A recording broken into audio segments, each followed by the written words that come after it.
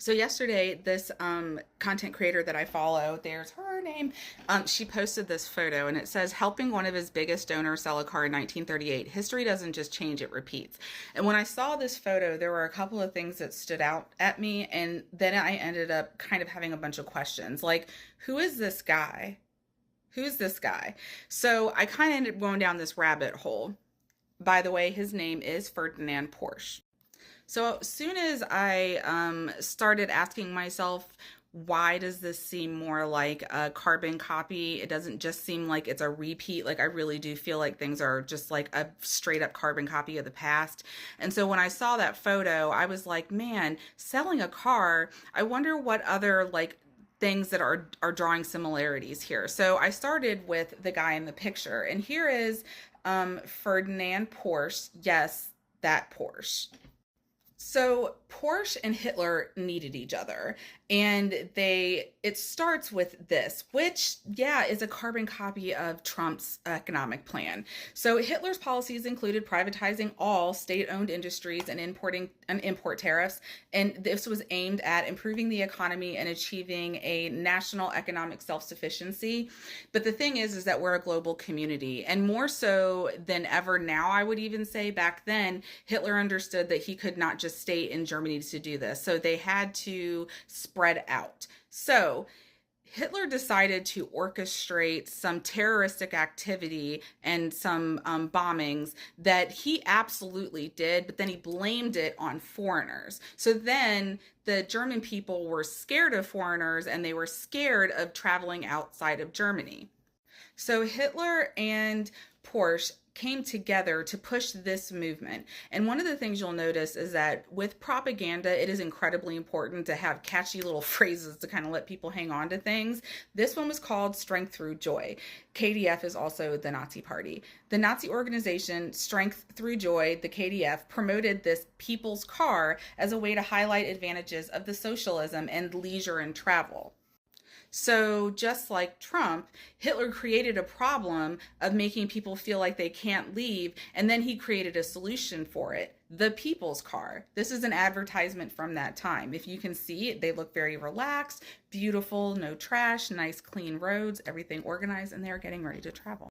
So Hitler basically asked Porsche to make the Beetle that we all know, the Volkswagen Beetle. Do you see how happy he was? It was because he asked this guy to do this car for him, and he happened to think that this guy, Ferdinand, was an incredible, like on the edge of automotive design. So when I said that it feels much more like a carbon copy, this is why.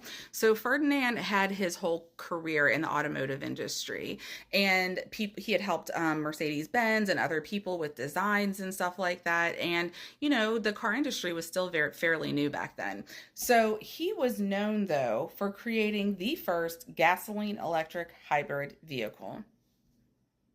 Yeah, carbon copy.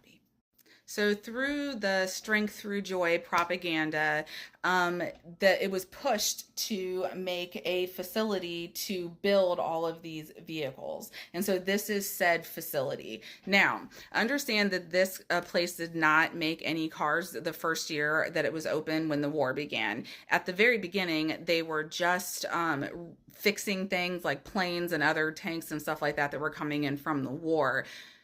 But I want you to know how crappy of a person this Ferdinand guy is.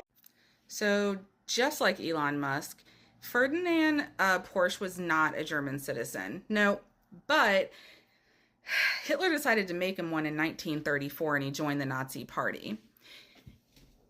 And that's after he decided to ink this deal to make the people's car and to start the plant.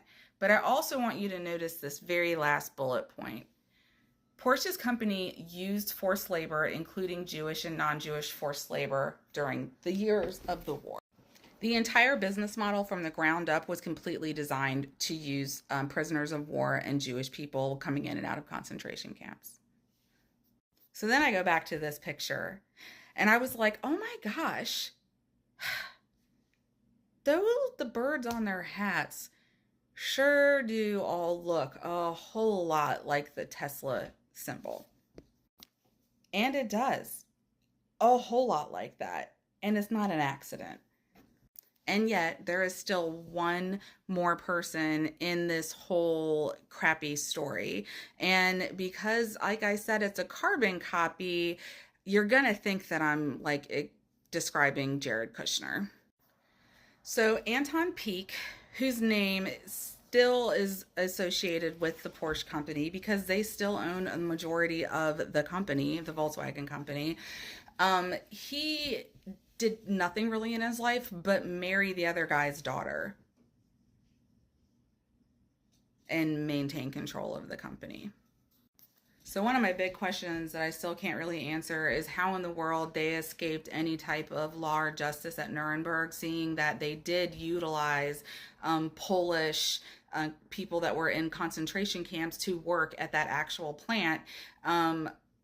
But all I really came up with was that both of them died within about a year of each other. And so I don't have the answers for that. But if you want to say things are repeating, that's fine. To me, this is a fucking carbon copy. Ferdinand Porsche is Elon Musk, and all of it is very crazy, scary similar.